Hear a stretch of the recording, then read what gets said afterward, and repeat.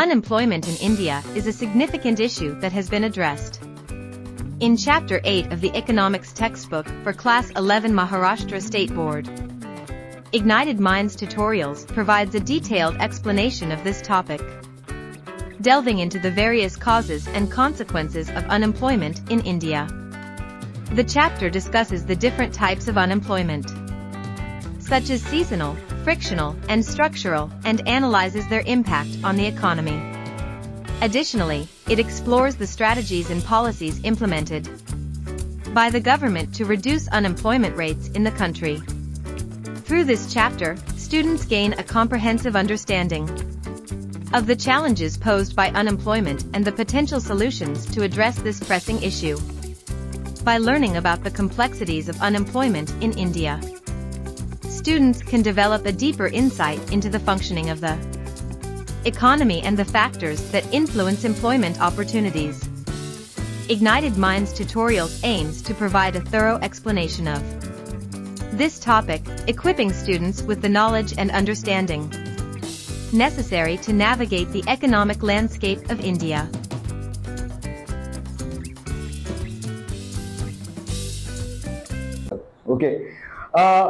तो यहाँ पे भाई साहब आपका measures taken by government to reduce unemployment. तो हमने देखा अनएम्प्लॉयमेंट के काफ़ी सारे फीचर्स थे।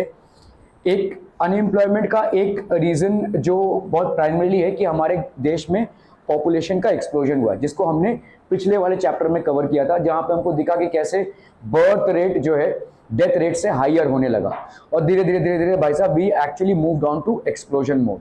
तो अनएम्प्लॉयमेंट का एक प्रमुख कारण आपका पॉपुलेशन तो डेफिनेटली है, ठीक है। अभी अनएम्प्लॉयमेंट की समस्या से गवर्नमेंट कहां तक और किस तरह निपटेगी। इंडिया का पॉपुलेशन एक्सप्लोजन मोड में है और गवर्नमेंट अपने सेक्टर में इतने जॉब्स क्रिएट नहीं कर सकता। For example, railways is basically India का सबसे बड़ा एम्प्लॉयमेंट प्रोवाइडर है और रेलवेज गवर्नमेंट के पास है, ठीक है। लेकिन रेलवेज में भी कितने जॉब्स देगी, ठीक है, कितने ही जॉब्स मिलेंगे। तो गवर्नमेंट के जॉब्स काफी हैं लेकिन पर्याप्त नहीं है, जो पॉपुलेशन है उसके हिसाब से पर्याप्त नहीं है। तो गवर्नमेंट के पास क्या ऑप्शन रहता है, मैं आपको एक एग्जांपल दे रहा हूं। Let's say you are government and you have created railways, you have created highways, ये आपने जो अलग अलग जॉब्स और अलग अलग सेक्टर्स में क्रिएट किए हैं, ठीक है। And there is a population of 135 crore, everyone has to have a job and an earning potential. Now how are you going to solve this problem? क्या करेंगे आप जो जॉब है उसके लिए और जॉब्स क्रिएट नहीं कर सकते। भाई साहब, अगर एक हॉस्पिटल में समझ लो एक डिपार्टमेंट में 4 डॉक्टर लगते हैं तो उस 4 की जगह पे आप 50 नहीं रख सकते, है ना। 4 डॉक्टर में काम हो जाएगा तो आप वहां पे 50 नहीं रख सकते। 50 का पगार कौन देगा, ठीक है। गवर्नमेंट कितना है ये सब मेंटेन करेगी। तो अभी आपके पास क्या ऑप्शन बचता है, ये तो मतलब हम तब से कर रहे हैं भाई साहब, अभी तक कोई सक्सेसफुल नहीं हुआ है, ठीक है। 1920 से हम 2023 आ गए, 20 करोड़ से हम 135 करोड़ के हो गए और ज़्यादा ही होंगे, अभी ज़्यादा ही होंगे। इसलिए नहीं क्योंकि प्रोडक्शन ज़्यादा हो रहा है, ज़्यादा होंगे क्योंकि पहले से ही रायता फैला हुआ है ना। तो अभी तो 1 के 2 ही हो रहे हैं, लेकिन जो कपल के 2 हो रहे हैं वो तो भाई साहब 30 में से 1 थे ना। तो इसका तो छोड़ दो, इसका कुछ नहीं कर सकते अभी फिलहाल इसका इम्पैक्ट नहीं। शायद 50 साल बाद कुछ हमको इम्पैक्ट नजर आवे, अभी नहीं है फिलहाल। तो और क्या कर सकते हैं, what else can we do as a government, what will you do. Jobs आप ज्यादा क्रिएट नहीं कर सकते हैं और पॉपुलेशन को ऑब्वियसली अभी तो फिलहाल कुछ कंट्रोल नहीं ला सकते। हो सकता है 50, हाँ, okay. So that is one thing that you can do, you have to support business, ठीक है। गवर्नमेंट को बिजनेस को सपोर्ट करना पड़ेगा, बिजनेस जो है वो आसान बनाना पड़ेगा, क्योंकि अगर बिजनेस आसान बनता है तो एम्प्लॉयमेंट बढ़ेगा। अगर आप आसानी से बिजनेस डाल पाते हैं तो वो प्रोसेस अगर आप आसान कर देते हैं तो it will increase employment. Are we clear on this one people?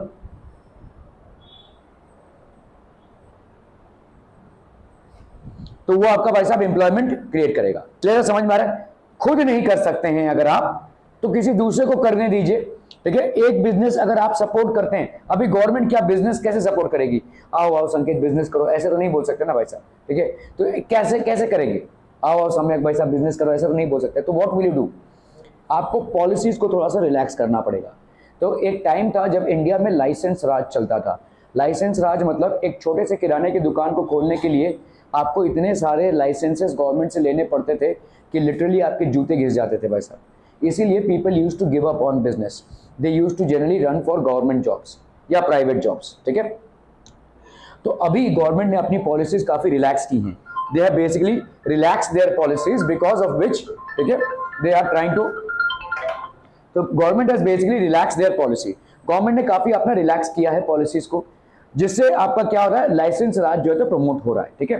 Okay, the general measures to reduce employment are as follows, development of agricultural sector, ठीक है, provision of alternative occupation, development of infrastructure, reforms in educational system, development of tourism, use of labor intensive techniques, development of information technology and communication, provision for vocational training and skill development facilities, rural industrialization, motivation for self development। ये सारे तमाम चीजों को हम एक एक करके पढ़ेंगे। तो ये जनरल मेजर्स है गवर्नमेंट के, स्पेसिफिक मेजर्स, ये तो जनरल मेजर्स क्या, डेवलपमेंट ऑफ एग्रीकल्चर सेक्टर, तो एग्रीकल्चर सेक्टर को भाई साहब डेवलप करो, ठीक है। एग्रीकल्चर सेक्टर को डेवलप करना मतलब क्या है भाई साहब, डेवलपमेंट ऑफ एग्रीकल्चर सेक्टर, ठीक है। सो एग्रीकल्चरल सेक्टर जो है इसको डेवलप करना, ठीक है, डेवलपमेंट ऑफ एग्रीकल्चरल सेक्टर, क्योंकि हमारा इंडियन इकोनॉमी जो है वो अगेरियन इकोनॉमी है, ठीक है, इट इज एन अगेरियन इकोनॉमी। हमारे यहाँ पे फसल, क्रॉप्स, भाजी, ठीक है, ये अच्छा होता है, अनाज का उत्पादन अच्छा होता है और बहुत सालों से हमारी डिपेंडेंसी इस पे रही है, we have a huge population to feed, ठीक है। सो इसके लिए हमारा एग्रेरियन इकोनॉमी है, तो इसके लिए अगर हम एग्रीकल्चर सेक्टर में डेवलपमेंट लाते हैं तो अनएम्प्लॉयमेंट आपका कम होएगा, ठीक है, डेवलपमेंट अगर हम लाते हैं। तो क्या है ये, ओके, सो आपका भाई साहब एक अगेरियन इकोनॉमी है, अगेरियन इकोनॉमी, तो डेवलपमेंट ऑफ एग्रीकल्चर सेक्टर, तो अगर आप एग्रीकल्चर सेक्टर को बढ़ाएंगे तो लोगों का एम्प्लॉयमेंट इसमें बढ़ेगा, डेवलपमेंट अगर आप करेंगे। Provision for alternative occupation, alternative occupation, अभी जैसे गांव खेड़े के लोग हैं जो लोग फार्मिंग में ही हैं, इन्होंने बचपन से फार्मिंग ही सीखा है, लेकिन क्या इनके लिए आप कोई ऑल्टरनेटिव ऑक्यूपेशन क्रिएट कर सकते हैं? मतलब आज की तारीख में अगर समझ लो एक खेत है जिसमें पूरी फैमिली उलझी हुई है ना, तो जरूरत नहीं है, लेकिन इसको अपन देख रहे हैं कि जितना 2 लोगों के इन्वॉल्वमेंट से उत्पादन हो रहा है उतना ही 10 के इन्वॉल्वमेंट से उत्पादन हो रहा है, तो बाकी के 8 लोग क्या हो गया, डिस्गाइज अनएम्प्लॉयमेंट बोलेंगे हम इसको, ठीक है। सो इसको हम बोलेंगे भाई साहब डिस्गाइज, मतलब कहने को तो वो काम कर रहे हैं सारा दिन खेतों में, लेकिन उनकी जरूरत नहीं है, ठीक है, उनकी जरूरत नहीं है, तो इसको हम डिस्गाइज अनएम्प्लॉयमेंट बोलते हैं। मतलब ये 8 लोग फालतू में काम कर रहे हैं, तो इन 8 लोगों के लिए क्या गवर्नमेंट कोई स्कीम लॉन्च कर सकता है? तो आपके गवर्नमेंट के बहुत सारे स्कीम्स चल रहे हैं और प्रॉब्लम ये है कि गवर्नमेंट के स्कीम्स के बारे में लोगों को मालूम तक नहीं है, ठीक है। गवर्नमेंट के इतने सारे स्कीम्स हैं। कोई शार्क टैंक देखता था क्या, कभी देखा है आपने? तो शार्क टैंक में एक बंदा आया था, मैं शायद उस वीडियो को आपको फॉरवर्ड कर दूंगा, अंडरस्टैंड कि उन्होंने एक मतलब ऐसा प्रोजेक्ट खोला था, बहुत अच्छा लगा मेरे को उनका प्रेजेंटेशन। उन्होंने बेसिकली ये गांव-गांव में जाकर गवर्नमेंट के जितने भी स्कीम्स है ना उनमें एनरोल किया है लोगों को। तो मतलब ये लोग बोल रहे हैं कि आप काम बहुत अच्छा कर रहे हैं, लेकिन हमारा जो प्लेटफॉर्म है वो हम बिजनेस को प्रमोट करते हैं, हम चाहते हैं कि हम आपको बेसिकली प्रमोट करें, लेकिन अनफॉर्चुनेटली आपका प्रॉफिट मार्जिन बहुत कम है, ठीक है। लेकिन वो जो बता रहे हैं उनका मुद्दा ये था कि गवर्नमेंट के बहुत सारे स्कीम्स हैं, लोगों को मालूमात नहीं है, ठीक है। तो ये आपके ऑल्टरनेटिव ऑक्यूपेशन के बारे में इन चीजों को हम, अरे यार, ठीक है, तो ऑल्टरनेटिव ऑक्यूपेशन भाई साहब कैसे करेंगे हम? डेवलपमेंट ऑफ इंफ्रास्ट्रक्चर, ठीक है। तो इंफ्रास्ट्रक्चर को कैसे डेवलप करें भाई साहब? How do we develop infrastructure, कैसे इंफ्रास्ट्रक्चर को डेवलप करें? Reforms in educational system, how do we reform educational system, कैसे हम एजुकेशनल सिस्टम को रिफॉर्म करें? डेवलपमेंट ऑफ टूरिज्म, ठीक है। देखो educational development of infrastructure, infrastructure मतलब क्या होता है? रोड्स, रेलवेज, कम्युनिकेशंस, बिल्डिंग्स, ठीक है, लोकेलिटीज, ट्रांसपोर्ट, इन सब चीजों को अगर आप डेवलप करेंगे तो ऑब्वियसली बात है कि भाई साहब आपका धंधा बढ़ेगा, धंधा बढ़ेगा तो एम्प्लॉयमेंट बढ़ेगी, ठीक है, क्लियर है? Okay. Development of tourism, tourism को डेवलप करेंगे अगर आप, आपके जितने भी टूरिस्ट स्पॉट्स हैं उनको ज्यादा से ज्यादा भाई साहब टूरिज्म में प्रमोट कीजिए। एक एक कंट्रीज ऐसी हैं, जैसे आप देखो मालदीव जैसा एक कंट्री पूरा टूरिज्म पे चल रहा है भाई साहब, ठीक है। तो आपको टूरिज्म को प्रमोट करने के लिए काम करना पड़ेगा। जैसे हाल ही में एक विवाद हुआ जिसमें Maldives is a hot destination for Indians. Almost भाई साहब 3 से 4 लाख या 10 लाख लोग भाई साहब वहां पे जाते हैं सारे साल में, ठीक है। और हमारे इंडिया से उनको अच्छा खासा टूरिस्ट इनकम होता है। लेकिन इस चीज को भाई साहब क्या किया गया, इस चीज को भाई साहब मतलब मालदीव्स के साथ हमारे ताल्लुकात खराब हुए, किसी भी रीजन से हुए हों, और प्राइम मिनिस्टर लक्षद्वीप में जाकर लक्षद्वीप के टूरिज्म को उन्होंने प्रमोट किया, ठीक है। जैसे ही लक्षद्वीप गए वैसे ही टाटा ने बोला कि we will build up a 5 star hotel in Lakshadweep to promote tourism. तो ऐसे लोग जुड़ने लगेंगे, ठीक है। सो गवर्नमेंट ये कर सकती है भाई साहब टूरिज्म को। अगर गवर्नमेंट ने लक्षद्वीप के टूरिज्म को प्रमोट किया, what will happen, these people who were actually going into Maldives will now divert their way to Lakshadweep. और अगर ऐसा होता तो देश का पैसा देश में, है ना, क्योंकि Lakshadweep is a part of India, ठीक है। तो ये अगर you consider these things, then government के ये इनिशिएटिव्स हैं किसी चीज को टूरिज्म में, ओके। लेबर इंटेंसिव टेक्निक्स, इस चीज में अभी हमारा ज्यादा झुकाव नहीं है और कर भी नहीं सकते। अभी इस चीज को समझो, ठीक है। मशीन्स जितने आएंगे उतना हमका काम क्वालिटी में बढ़ेगा, प्रोडक्टिविटी में बढ़ेगा, लेकिन एक डिसएडवांटेज है कि बहुत सारे लोग अनएम्प्लॉयड हो जाएंगे, ठीक है, क्लियर है। जैसे मुंबई की हिस्ट्री अगर आप देखोगे, Mumbai was actually made up of mills, ठीक है। मिल्स, कॉटन मिल्स का यहाँ पे निर्माण हुआ, अभी भी ये मिल्स एग्जिस्ट करते हैं, और बहुत भारी तादाद में लोग यहाँ पे आए ज्वाइन करने के लिए। ये these are basically cotton mills. और फिर मतलब बहुत बड़ी तादाद, मतलब लाखों के तादाद में लोग आए इन मिल्स में काम करने के लिए, ठीक है। और जब ये गांव खेड़े से ये लोग आने लगे तो धीरे धीरे मुंबई का डेवलपमेंट होने लगा। ऐसा चलता रहा कुछ सालों तक, और फिर एक दिन मतलब धीरे धीरे मिल वर्कर्स और मिल ओनर्स में क्लैशेस होने लगे, पगार को लेकर, वर्किंग कंडीशंस को लेकर, तमाम मुद्दों को लेकर। और फिर धीरे धीरे ये मिल वर्कर्स स्ट्राइक पे जाने लगे। इनको ये लगा कि भाई साहब अगर हमने काम करना बंद कर दिया तो इनको लाखों करोड़ों का जो फायदा हो रहा है वो बंद हो जाएगा। तो ओनर्स ने पहले कॉम्प्रोमाइज किया, पगार बढ़ाया या नहीं बढ़ाया, जो भी है। धीरे धीरे ओनर्स को लगा कि हमारी डिपेंडेंसी इन मिल वर्कर्स पे है, is there a substitute to it. So substitute क्या हुआ भाई साहब, आपके मशीन्स आ गए, और जैसे ही मशीन्स आ गए टाटा गुड बाय बोल दिया गया, ठीक है। सो बहुत एक बहुत बड़ा चंक एक साथ ही अनएम्प्लॉयड हो गया था उस टाइम पे। लेकिन इस अनएम्प्लॉयमेंट का बेनिफिट क्या हुआ, इस अनएम्प्लॉयमेंट के चलते लोगों को दिखा जब मिल में काम नहीं है तो काम तो करना पड़ेगा ना। सो तब दूसरे बिजनेस में लोग जाने लगे, और ये दूसरे जितने भी सेक्टर्स थे वो इंप्रूव होने लगे, और इसी तरह से बॉम्बे का विकास हुआ। That's how Bombay basically develop, ठीक है। ये एक छोटी सी कहानी है, मतलब हालांकि इसके और भी पहलू हैं, लेकिन लेबर इंटेंसिव टेक्निक्स में अभी हम नहीं जा रहे हैं। हम जितना भी कोशिश कर रहे हैं आज की तारीख में लेबर इंटेंसिव टेक्निक्स में, आप भाई साहब किस जमाने में हैं, एआई की बात कर रहे हैं आप, एआई की बात कर रहे हैं। मतलब मैं उस दिन एक सुंदर पिचाई का बेसिकली लेक्चर सुन रहा था, और उन्होंने एआई का फॉर्मेट बताया, मतलब एआई किस कदर हो सकती है। समझ लीजिए भाई साहब, आप किसी दांत के डॉक्टर के पास जा रहे हैं, किसी डेंटिस्ट के पास जा रहे हैं, तो आपके फोन में एक सिस्टम होगा या एक ऐप होगा जिसको आप सिर्फ ऐसा बटन करेंगे तो ये फोन अपने आप एक ऑटोमेटेड फॉर्मेट में आपके डेंटिस्ट को फोन लगाएगा, आपके नियर बाय डेंटिस्ट को फोन लगाएगा, और नियर बाय डेंटिस्ट से अपॉइंटमेंट लेगा। कोई लेडी, मतलब यहाँ पे कोई ह्यूमन नहीं है, ऑटोमेटेड सिस्टम है, मशीन जनरेटेड वॉइस है। शी और he, whatever is there in the voice, is actually going to talk to the doctor and fix an appointment and then reconfirm back to you, this is the time slot for you, will you be going there, और फिर ये close करेंगे, ठीक है। सो इसका मतलब human involvement के बिना ये काम हो रहा है। तो धीरे धीरे आपका human involvement for direct tasks are going to reduce, ठीक है। लेबर इंटेंसिव मतलब ऐसा कोई प्रोसेस लाना जिसमें काफी सारे लेबर की जरूरत पड़े, जो अभी पॉसिबल नहीं है। हमारे जितने भी ये एक आउट, मतलब हम बोल सकते हैं कि yes it should be there, लेकिन ये अभी पॉसिबल नहीं है, ठीक है। हम धीरे धीरे भाई साहब हम कहां से कहां आ चुके हैं, अभी तो हम एआई फॉर्मेट में जा रहे हैं जिससे और ज्यादा शायद अनएम्प्लॉयमेंट जनरेट हो, ठीक है। तो आपको भाई साहब ये लेबर इंटेंसिव टेक्निक्स अभी नहीं मिलेंगे, भले ये सब मिल जाए, लेकिन लेबर इंटेंसिव टेक्निक मतलब ऐसा कोई काम लाना जिसमें ज्यादा लेबरर्स की जरूरत पड़े, और हमारा अभी उल्टा चल रहा है, काम को ऐसे करना कि कम लेबरर्स की जरूरत पड़े, ठीक है। Okay, development of information technology and communication, अगर इंफॉर्मेशन टेक्नोलॉजी और कम्युनिकेशन को आप डेवलप करते हैं ज्यादा लोगों की जरूरत पड़ेगी, ठीक है। Provision for vocational training and skill development facilities, ठीक है, vocational training and skill development facilities. तो provision for vocational training, vocational training क्या होता है, मतलब बहुत बड़ा एक जो चंक है, मतलब हमको लगता है कि पढ़ लिख लेंगे तो नौकरियां हमारी इंतजार कर रही होंगी, लेकिन सत्य ये नहीं है, ठीक है। आप तो कॉमर्स स्ट्रीम में है, इंजीनियरिंग स्ट्रीम में आज की तारीख में सबसे ज़्यादा अनएम्प्लॉयमेंट है, ठीक है। Most of the engineers are unemployed.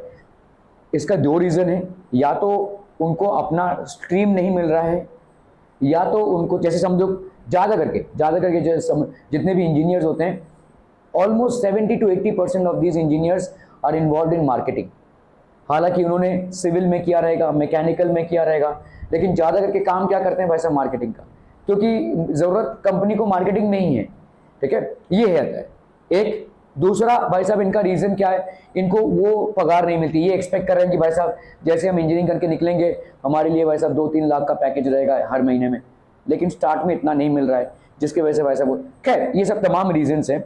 मैं जो आपको यहाँ पे बोलने की कोशिश कर रहा हूँ वो ये है कि आपके ये 12 साल ऑफ एजुकेशन में, आप 12वें साल में है ना, तो आपको कौन सा स्किल सेट आपने एक्वायर किया है, कौन सा स्किल सेट आपने एक्वायर किया है जो आपको कल जॉब दिलाने में मदद करेगा।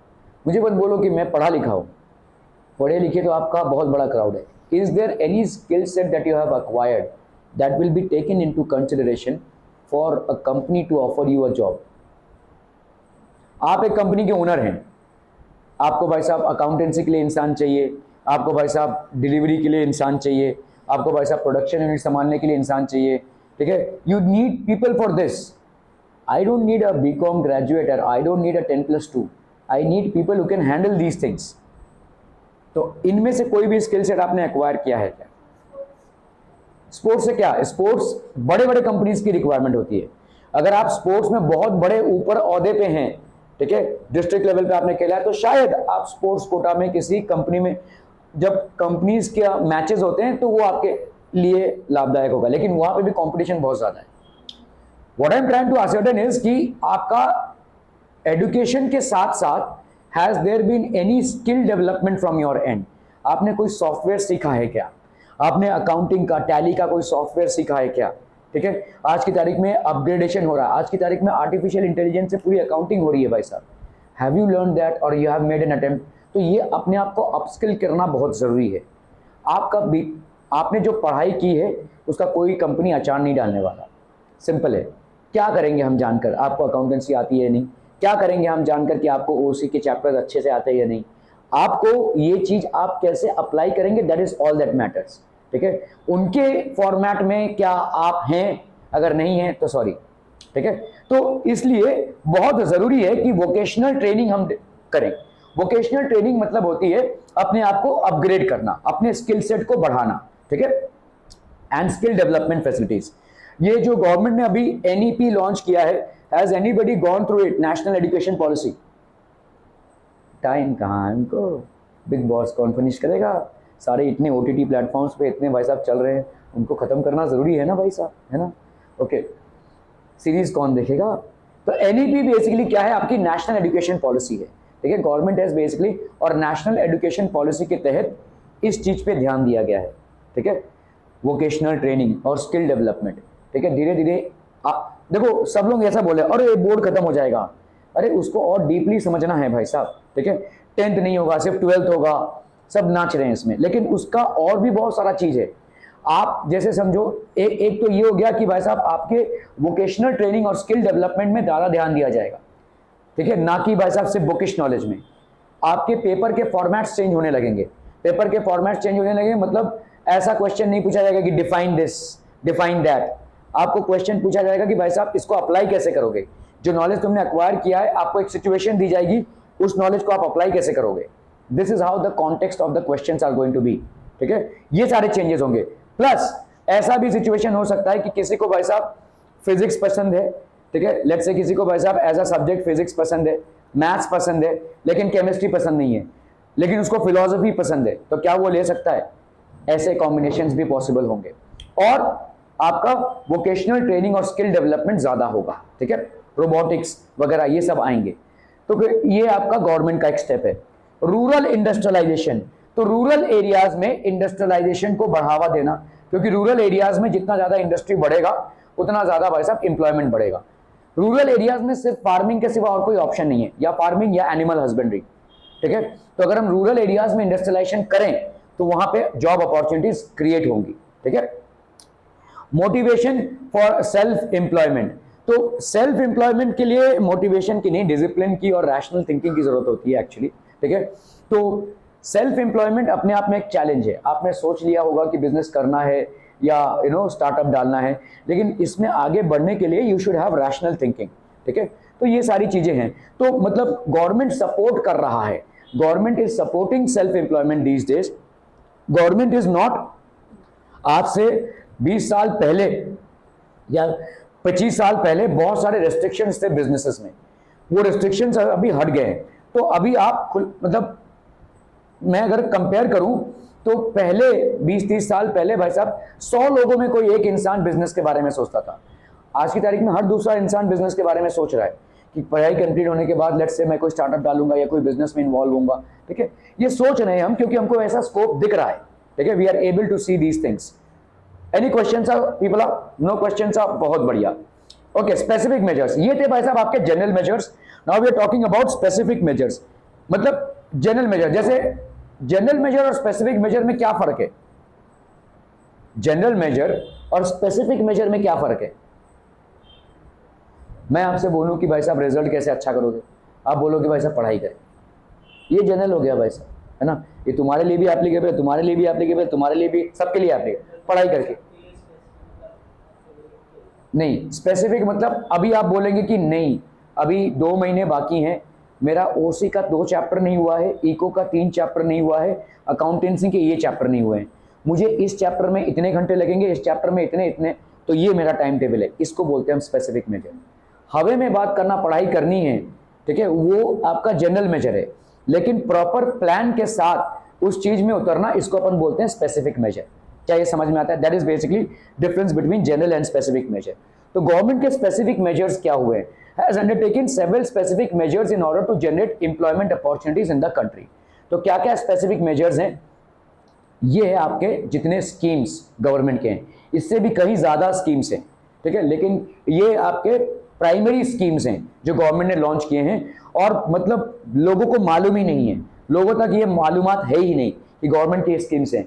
Employment guarantee scheme, that is EGS, सर्व जयंती ग्राम सर्व रोजगार योजना, स्वर्ण जयंती शहरी रोजगार योजना, प्रधानमंत्री रोजगार योजना, training rural youth for self employment, Jawahar रोजगार योजना, Mahatma Gandhi national rural employment guarantee scheme, ठीक है, दीनदयाल उपाध्याय ग्रामीण कौशल योजना, national policy of skill development and entrepreneurship, startup India initiative, प्रधानमंत्री कौशल विकास योजना।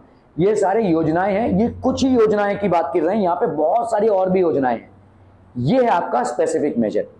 रूरल जगह पे एम्प्लॉयमेंट जनरेट करना है, इंडस्ट्रियलाइजेशन को बढ़ाना है, ये सब मतलब एक ऊपरी तरीके की बातें हैं। स्पेसिफिक मेजर मतलब क्या स्टेप्स लेने वाले हैं, क्या स्टेप्स लिए गए हैं, ठीक है, these are the specific measures. तो एम्प्लॉयमेंट गारंटी स्कीम एक एक को हम डील कर रहे हैं यहाँ पे। This scheme was introduced by the government of Maharashtra on the 28th of March 1972। Under this scheme government assures to provide, तो गवर्नमेंट क्या अश्योर कर रहा है भाई साहब? To provide minimum employment opportunities. तो जो मिनिमम एम्प्लॉयमेंट अपॉर्चुनिटीज है उसको प्रोवाइड करने की कोशिश है, ठीक है। The scheme was first introduced by government of Maharashtra on 28th of March 1972, ठीक है, ये स्कीम इंट्रोड्यूस हुआ और इसके चलते भाई साहब मिनिमम एम्प्लॉयमेंट अपॉर्चुनिटीज गवर्नमेंट देने की कोशिश कर रही है। Objective, it intends to provide productive employment to the rural and thereby solve the problem of rural employment and poverty, ठीक है।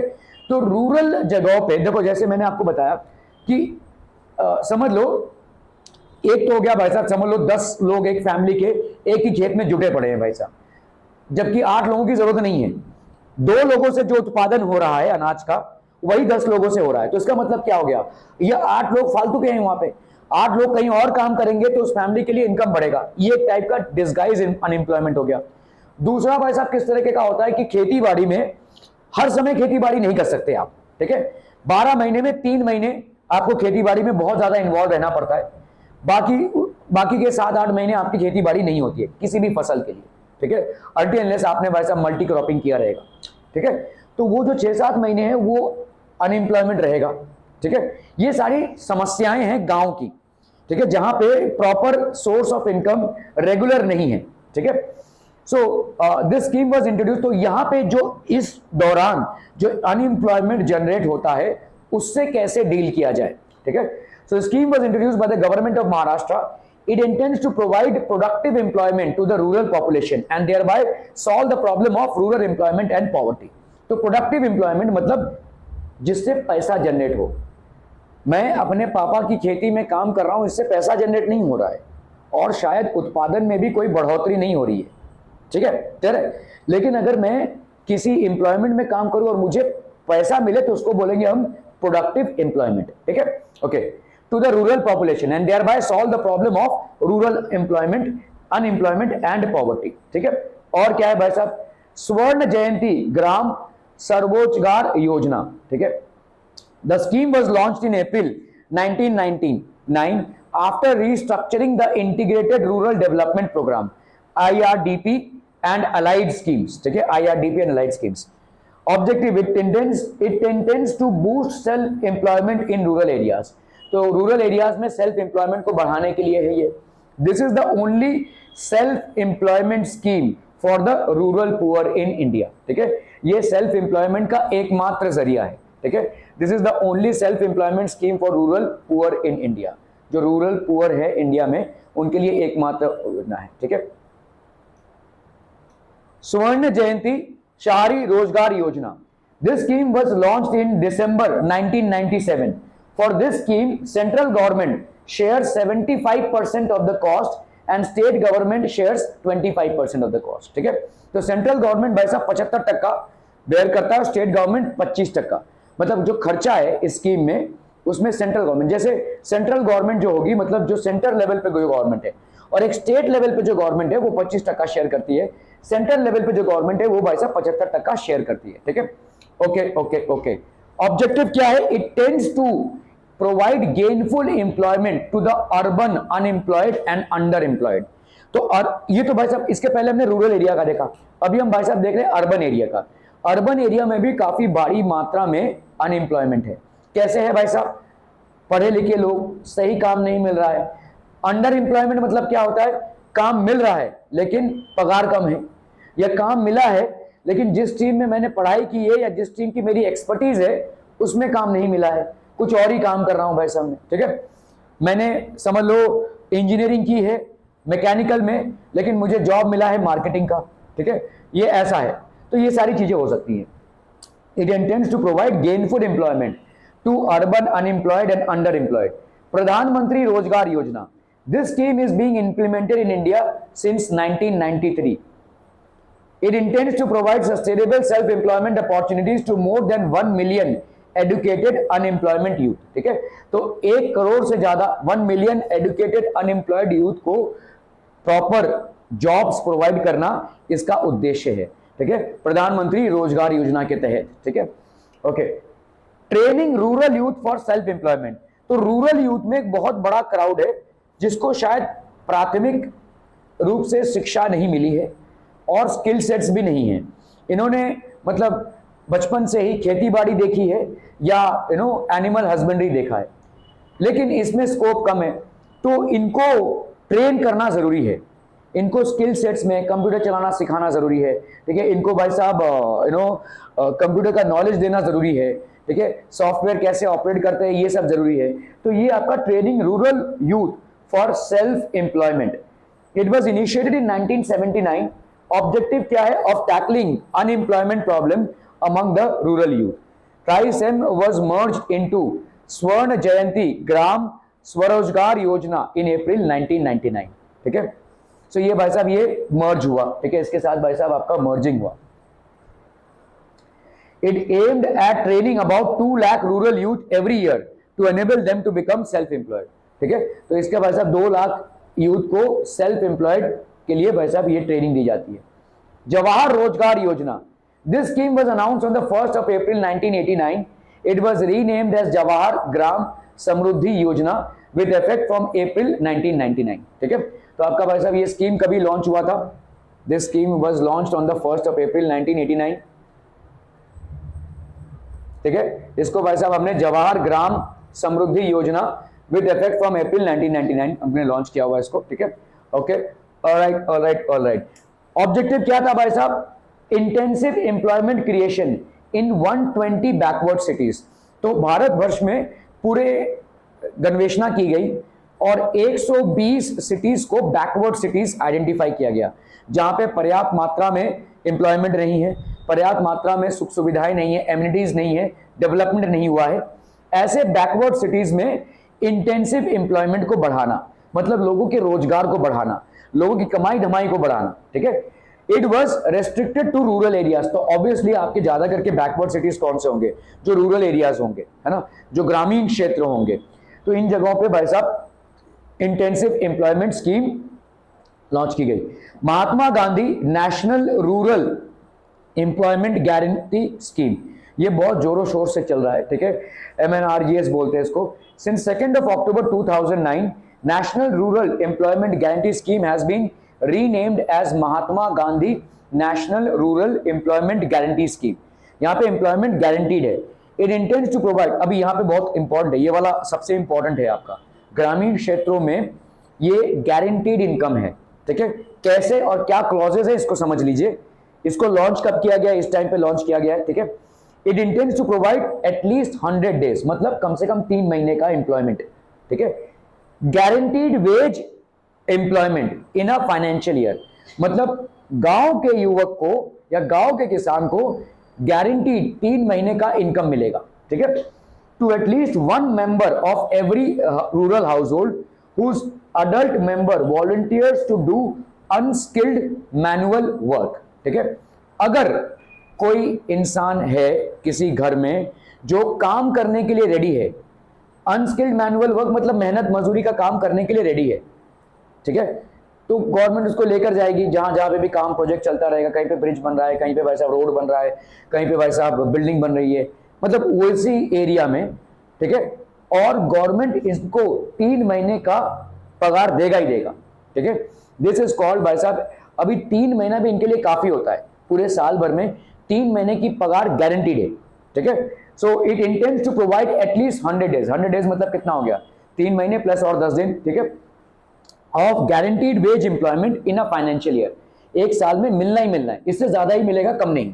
ठीक है, to at least 1 member of every rural household whose adult member volunteers to do unskilled manual work। volunteers मतलब अपनी इच्छा से वो कोई unskilled manual work में अपने आप को एनरोल करने के लिए रेडी है। ठीक है, क्लियर है? सो ये सबसे इंपॉर्टेंट है एक्चुअली रूरल के लिए, रूरल एरियाज के लिए, और काफी बड़ा एम्प्लॉयमेंट है। ओके, दीनदयाल उपाध्याय ग्रामीण कौशल्य योजना, this scheme was announced on the 23rd of September 2014। it is the most important placement linked skill training programme under the ministry of rural development. ठीक है, तो रूरल डेवलपमेंट के लिए बहुत इंपॉर्टेंट है।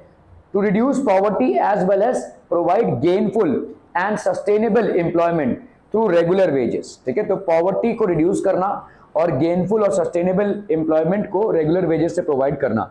The focus of this programme is on the poor rural youth in the age group of 15 to 35 years. ठीक है, तो रूरल यूथ को एज ग्रुप को प्रोवाइड करना। ठीक है, that is one. National policy of skill development and entrepreneurship in 2015। The first national policy on skill development was notified in 2009। The objective of the policy was to create a workforce. ठीक है, इसको एक ऐसा workforce create करना है, ठीक है, empowered with improved skills. ठीक है, तो the first national policy on skill development, the first national policy on skill development was notified in 2009। the objective was the policy was to create a workforce empowered with improved skills। ठीक है, एक ऐसा workforce create करे जिसका skill set भारी हो। ठीक है, the national policy of skill development and entrepreneurship was launched in 2015 and it replaced the policy of 2009।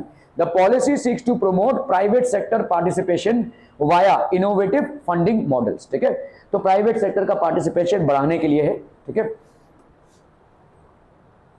Objective, it tends to coordinate and strengthen factors essential for growth of entrepreneurship across the country. This would include promote entrepreneurship culture. Entrepreneurship मतलब क्या होती है भाई साहब? खुद से business डालना, startup डालना, ठीक है? Encourage entrepreneurship as a viable career option. तो entrepreneurship को encourage करना, promote entrepreneurship among women. Women में entrepreneurship को promote करना, ठीक है? Okay. Startup India Initiative. Startup India Initiative was introduced in startup और business में क्या फर्क है? बिजनेस किसी फैमिली मेंबर को कंटिन्यू करना और स्टार्टअप से start Not the actual definition. और कोई स्टार्टअप और बिजनेस में क्या फर्क है? बिजनेस मतलब पहले से मतलब चालू रहता था उसका, स्टार्टअप मतलब आज ही स्टार्ट किया है। आज ही स्टार्ट किया, कल स्टार्ट किया नहीं है. No, it's not concern with time. Okay, business मतलब होता है, जैसे समझ लो इसकी कोई गारमेंट की दुकान है, ठीक है, बिजनेस चल रहा है. अभी प्रियांशु ने भी एक गारमेंट की दुकान खोल ली उसके बाजू में या उसके आगे. तो is Priyanshu doing anything new? No. उसने अपनी दुकान खोली है, इसने अपनी दुकान खोली है, जिस फॉर्मेट में ये चला रहा है उस फॉर्मेट में वो भी चला रहा है, तो इट इज बिजनेस. ठीक है, ओके. अभी समझो भाई साहब इसकी गारमेंट की दुकान है, ठीक है, और गारमेंट की दुकान में लेट्स से जब लोग गारमेंट्स खरीदते हैं तो कभी कभी प्रॉब्लम होता है, ठीक है. इन प्रॉब्लम्स के बहुत सारे दायरे होते हैं, अलग अलग. अभी इनके पास भाई साहब अलग अलग यूनिट से चीज़ें आई रहेंगी, अलग अलग कंपनीज से. किसी को पसंद नहीं आया फिर वापस करने आया, ठीक है. कोई लोग बहुत चिंदी होते हैं, वो क्या करते हैं भाई साहब, उसको पहन के जाते हैं, किसी शादी उदी में गए फिर इसको वापस करने आ रहे हैं, ऐसा भी करते हैं, ठीक है. तो एक्चुअली रीज़न जेन्युइन है कि नहीं, इसको आइडेंटिफाई करने के लिए मैं इनको अप्रोच करता हूँ, ठीक है, कि आपके पास रिटर्न आइटम्स आते होंगे और इन रिटर्न आइटम्स का आप करते क्या हैं, या तो दूसरा प्रोडक्ट देते हैं या तो भाई साहब उनको पैसा वापस देते हैं. लेकिन आप समझिए एक सेल करने में कितना टाइम लगता है आपको. एक सेल्समैन कम से कम 50 कपड़े दिखाएगा, स्पेशली लेडीज़ को भाई साहब, साड़ी पे साड़ी दिखाए जा रहे हैं भाई साहब, पहाड़ होता जा रहा है, तब जाकर एक चुनेंगे वो, ठीक है. अब मेरे को तो बहुत मतलब ये गुस्सा आता है, इसीलिए मैं कभी फैमिली के साथ जाता नहीं हूँ. उन लोग भी कितना पेशेंस रखते होंगे भाई साहब. लेडीज़ लोगों को मैं देखता हूँ एक के बाद किस पसंद ही नहीं आ रहा है, पूरी दुकान निकाल डाली भाई साहब, फिर जाकर एक चूज़ करेंगे. क्या प्रॉब्लम ये नहीं है, प्रॉब्लम भाई साहब ये है कि आपका जो एक इन्वेस्टमेंट गया था, एक बंदे ने भाई साहब इतने देर खड़े होकर जो इतना कुछ दिखाया, फिर से वो भाई साहब पैकअप करके रैपअप करके रख रहा है. चलो एक लिया, दो लिया, जो भी लिया, फिर कल वापस करने आ रहे हो उसको, तो isn't it a wastage of time and money? It is, right. So अभी एक प्रॉब्लम है, इस प्रॉब्लम का क्या ही सोल्यूशन निकाले. तो मैं इसको अप्रोच करता हूँ, देख भाई मेरे पास एक स्कीम है, ठीक है, हम आइडेंटिफाई करेंगे कि वाकई में ये झोल झपाटा वाला मामला है कि इसको खरीद के गए थे, किसी पार्टी में पहन के गए थे, वे वापस कर रहे हैं, या वाकई में फिटिंग का कुछ प्रॉब्लम है, या वाकई में कलर का कुछ प्रॉब्लम है. तो we are not going to make this process easy. अगर भाई साहब हमने किसी कस्टमर ने हमारा 1 घंटा बर्बाद किया है, तो जब वो मतलब खरीदने के टाइम पे मेरा 1 घंटा बर्बाद कर चुका है, तो जब वो रिटर्न करने आ रहा है, क्या मैं उसका 1.25 घंटा बर्बाद कर सकता हूँ?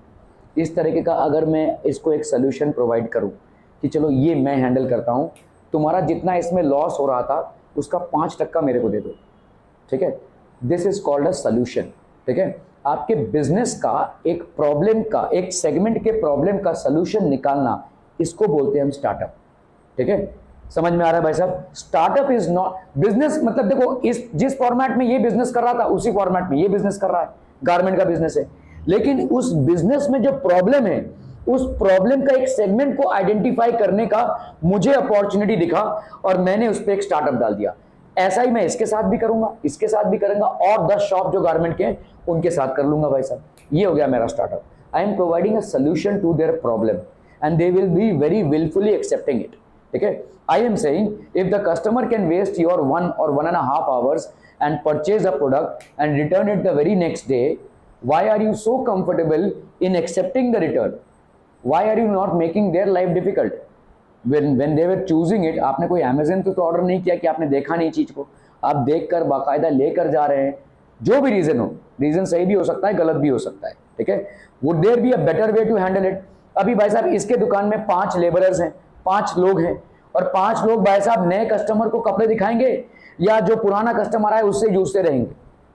अगर इसके 5 लोग भाई साहब, जो पुराना कस्टमर है उसका रिटर्न में ही 1 घंटा लगा रहा है तो उसका लॉस है ना। कल 1 घंटा बर्बाद हुआ, आज फिर से 1 घंटा और बर्बाद हो रहा है।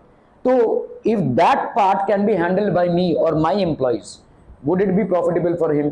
It will be, right? So this is called providing a solution. Providing a solution. ऐसे बहुत सारे बिजनेसेस के सेगमेंट्स में आपके प्रॉब्लम्स होते हैं, उन प्रॉब्लम्स का सोल्यूशन निकालना, दैट इज कॉल्ड स्टार्टअप, ठीक है। तो startup and business is not the same. Startup के आइडियाज आपके जो है वो अलग होते हैं और बिजनेस अलग होता है। Startup is providing a solution to the business segment, ठीक है। Startup India initiative was introduced. It intends to impart more strength and inspiration to the talented young generation of the country to do something new for India and humanity, ठीक है, कुछ नया करने का, ठीक है। जो फॉर्मेटेड बिजनेस है तो वो तो एग्जिस्ट कर ही रहे हैं, आज नहीं तो कल उसमें सेल्स होंगे ही और उनके हिसाब से होते ही रहेंगे। आपने क्या नया लाया है? तो कुछ एक बिजनेस के मॉडल में कुछ एक प्रॉब्लम को आइडेंटिफाई करना और उसका सोल्यूशन लाना, दैट इज कॉल्ड स्टार्टअप, ठीक है। ओके, प्रधानमंत्री कौशल विकास योजना, ठीक है। The government has allocated a budget of 12,000 crore till 2020 for implementation of this scheme. Under this scheme, training and assessment fees are completely paid by the government. तो ये government पूरा ये फीस पे कर रही है, ठीक है। It intends to encourage skill development among youth by providing monetary rewards once a person successfully completes the approved training programs, ठीक है।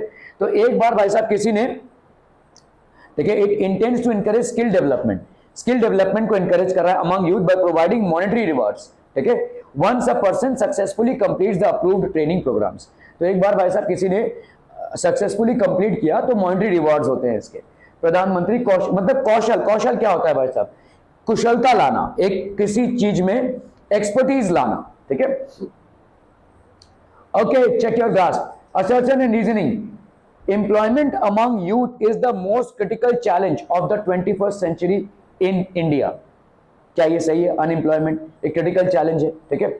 India has considerable young population and young people are a key agent for social change and economic development. क्या ये भी सही है? ठीक है। So what could be the answer? What could be the answer? Assertion and two R is the correct explanation of A. आपका CBSE में format अलग होता था ना, मतलब ये पहले होता था, है ना, फिर बी में भाई साहब आपका ये आता था, तो ये स्टेट बोर्ड में उल्टा है लेकिन मीनिंग एक ही है। सीबीएसई में भाई साहब A and R are true and R is the correct explanation of A, ये पहले आता था, ठीक है। उसके बाद आता था भाई साहब A and R are true but R is, तो ये आपका बी ऑप्शन होता था, ये आपका सी और ये आपका डी होता था, ठीक है। तो ये थोड़ा सा ऑप्शन में, लेकिन है मैटर एक ही है, ठीक है। तो क्या अनएम्प्लॉयमेंट हमारे लिए 21st सेंचुरी का सबसे बड़ा चैलेंज है? यस, ठीक है। अनएम्प्लॉयमेंट अमंग यूथ, क्योंकि यूथ एक ऐसा सेगमेंट है जो सबसे ज्यादा काम कर सकता है, और यूथ के पास ही काम नहीं होगा तो डेवलपमेंट कैसे होगा, ठीक है। किसी 70 साल के इंसान को हम एक्सपेक्ट नहीं कर सकते कि वो काम करके इनकम जनरेट करे, अगर कर रहा होगा उसकी मर्जी, लेकिन we can not expect, neither can we expect anybody who is below 15 to earn for his family, ठीक है। All that we can expect is this 15 to 65 years का सेगमेंट, ठीक है। आपके स्टेट बोर्ड में, ठीक है, आपके 10th के लेवल पे एक ज्योग्राफी में कंपैरिजन था इंडिया और ब्राजील के बीच में, ठीक है। और इंडिया और ब्राजील के बीच में कंपैरिजन में आपका एक पॉइंट जो था, मतलब ब्राजील बहुत सारी चीजों में आगे है, पॉपुलेशन को उन्होंने बहुत सही संभाला है, very well management of population, ठीक है। लेकिन इंडिया एक चीज में आगे निकल रही है, यहाँ पे जो वर्किंग पॉपुलेशन है दैट इज 15 टू 65, ये थोड़ा इंडिया में ज्यादा है और यहाँ पे ये कम है, ठीक है। This is comparatively lesser, otherwise Brazil is running ahead of us, ठीक है। Okay, there is wide spread unemployment in India, क्या ये सही है भाई साहब? ठीक है। There is balance between employment opportunities and population in the country, no. So ये तो भाई साहब आपका फॉल्स है, दिस इज ट्रू, तो A is true, R is false, clear है? Okay, so A is true and R is false. The objective of dash is to coordinate and strengthen factors essential for growth of entrepreneurship across the country. तो उसका कौन सा हो जाएगा भाई साहब? The objective of dash, ठीक है, national policy for skill development and entrepreneurship startup India initiative, training rural youth for self employment, Deen Dayal Upadhyay ग्रामीण कौशल योजना, ये कौन सा हो जाएगा भाई साहब? This will be basically national policy for skill development and entrepreneurship 2015, ठीक है, okay. Dash is the most important placement linked skill training programme. इसमें भाई साहब स्किल ट्रेनिंग कौन सा हो जाएगा भाई साहब बताइए? Training rural youth for self, अच्छा कौशल योजना, correct. Correct causes of unemployment in India, क्या क्या कॉजेज हो सकते हैं? Lack of skill development programmes, seasonality of agriculture, तो एग्रीकल्चर भाई साहब सीजन के साथ चलता है, स्किल डेवलपमेंट प्रोग्राम्स में लैक है, ठीक है। Slow growth of employment opportunities, employment opportunities का बड़ा स्लो ग्रोथ हो रहा है। Excessive use of labour intensive production techniques, ठीक है, क्या ये हो रहा है? Is this happening? ये नहीं हो रहा है भाई साहब। हमारा जो एक्सेसिव यूज अगर होता तो अनएम्प्लॉयमेंट नहीं होता था ना भाई साहब। If this was the case, अगर बहुत ज्यादा लेबर इंटेंसिव प्रोग्राम्स होते थे, अगर बहुत ज्यादा ऐसे काम जनरेट होते थे जिसमें ज्यादा लेबरर्स की जरूरत है, तो अनएम्प्लॉयमेंट नहीं होता था। So obviously this is not there, ठीक है। So 1, 2 and 3 these are the root causes of unemployment. Skill development नहीं है, ठीक है, सीजनैलिटी ऑफ एग्रीकल्चर नहीं है, मतलब एग्रीकल्चर आपके सीजन के हिसाब से चलता है, slow growth of employment opportunities, ठीक है। Measures to reduce unemployment, rural industrialisation, motivation for self employment, development of infrastructure, reforms in the education system. क्या क्या कर सकते हैं भाई साहब? रूरल इंडस्ट्रियलाइजेशन कर सकते हैं, मोटिवेशन फॉर सेल्फ एम्प्लॉयमेंट, ठीक है, which government is undertaking, development of infrastructure, ठीक है, ओके, और क्या? Reforms in the educational system. तो इस चारों होंगे भाई साहब, ठीक है, चारों भी आपको जरूरत पड़ेंगे, ठीक है। Identify scheme providing monetary rewards to youth for completing approved training programmes, प्रधानमंत्री कौशल विकास योजना, स्टार्टअप इंडिया इनिशिएटिव, प्रधानमंत्री रोजगार योजना, जवाहर रोजगार। किसमें आप अगर कंप्लीशन करेंगे तो आपको मॉनेटरी रिवॉर्ड्स मतलब पैसा मिलता है एज एन अवार्ड। कौन सा होगा भाई साहब? आ रहा जल्दी जल्दी, कौशल विकास योजना, ठीक है। Unemployment in rural areas is to rural employment as unemployment in towns and cities is to urban unemployment, ठीक है, it will be urban unemployment, okay. Dash is to disguised unemployment, disguised unemployment क्या होता है भाई साहब? वही मतलब खेती बाड़ी 2 से मैनेज हो सकती है, लेकिन पूरी फैमिली भाई साहब लगी पड़ी है, ठीक है, 10 लोग लगे पड़े उसमें, तो इसको बोलते हैं डिस्गाइज्ड अनएम्प्लॉयमेंट, ठीक है। Urban employment to industrial unemployment, तो ये क्या हो जाएगा भाई साहब आपका? रूरल, रूरल अनएम्प्लॉयमेंट आपका disguised unemployment is to urban unemployment is to industrial unemployment. Urban में क्या होता है भाई साहब? अर्बन एरियाज में, अर्बन एरियाज में काफी सारे मशीन्स आ रहे हैं, और मशीन्स आ रहे हैं तो भाई साहब इतने लोगों की जरूरत नहीं है, जैसे भाई साहब खेती बाड़ी में भी हो रहा है, ठीक है। तो rural unemployment is to disguise unemployment. Seasonal unemployment, tourist guides, tourist guides को सीजनल अनएम्प्लॉयमेंट होगा। जैसे देखो अभी कुल्लू मनाली है, ठीक है, यहाँ पे जब बर्फ गिरता है, ठंडी होती है, तब लोग जाते हैं, ठीक है। बहुत ज्यादा जब बर्फ गिरता है तब यह भाई साहब रूट्स बंद हो जाती हैं। सो वहां पे जो टूरिस्ट गाइड्स होंगे, will they be able to operate during severe cold winter? No, ठीक है। तो वहां के टूरिस्ट गाइड्स भाई साहब अनएम्प्लॉयड हो जाएंगे। जैसे गोवा, ठीक है, जब 4 महीने बरसात होती है तो वहां पे गाइड्स की जरूरत नहीं पड़ेगी, ठीक है। तो ये सारे जितने भी ऐसे जगह हैं जो सीजन पे बहुत ज्यादा डिपेंड करते हैं टूरिस्ट क्राउड के लिए, वहां पे भाई साहब अनएम्प्लॉयमेंट जनरेट होगा, ठीक है। तो इसी को अपन क्या बोलेंगे? Seasonal unemployment. Seasonal unemployment, tourist guides, graduates, educational unemployment, ठीक है। तो ग्रेजुएट्स के अंदर क्या होता है भाई साहब? एजुकेशनल अनएम्प्लॉयमेंट, ठीक है, educated unemployment, okay. Frictional unemployment, shortage of raw materials, fluctuations in business activity. तो frictional unemployment, shortage of raw material, जब रॉ मटेरियल्स बहुत कम है तो ऑब्वियसली बात है कि भाई साहब आपका एक फ्रिक्शनल अनएम्प्लॉयमेंट जनरेट होगा। मतलब रॉ मटेरियल से नहीं है अगर, तो लोग किस पे काम करेंगे? समझ लो गारमेंट की कोई फैक्ट्री है, कॉटन तो आना चाहिए ना, तब तो भाई साहब गारमेंट बनेगा। तो अगर रॉ मटेरियल्स का शॉर्टेज हो जाएगा तो उसको अपन क्या बोलेंगे? फ्रिक्शनल अनएम्प्लॉयमेंट, ठीक है। फ्लक्चुएशंस इन बिजनेस एक्टिविटी, इसकी वजह से कौन सा भाई साहब होगा?